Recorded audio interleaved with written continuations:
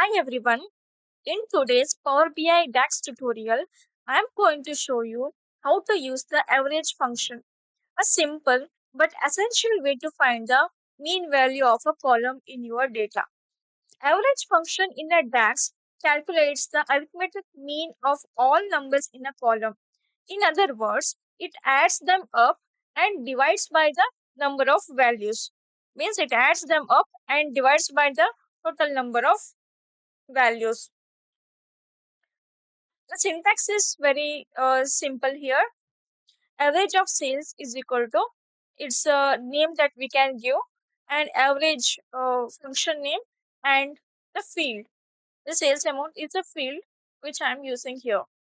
So let's say you have a sales table with a column name sales amount.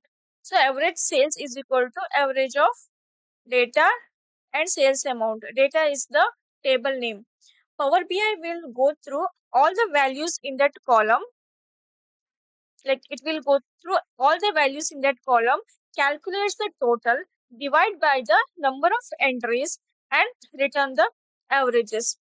If you have a filter applied, like showing only sales for 2024, average function will restrict that filter and give the average just for that selection. Okay. And the bonus points that I can, or is like the key points that I can give for this one is that the column must contain the numeric values, otherwise average won't work. Blank values are ignored. If you need to average calculated results per row, use average x instead of average. Okay. And here see you can see the result 386.43, and in Excel also it is showing 386 point, yeah, 42. It's matching, right? Yeah. And that's how you use the average function in Power BI DAX.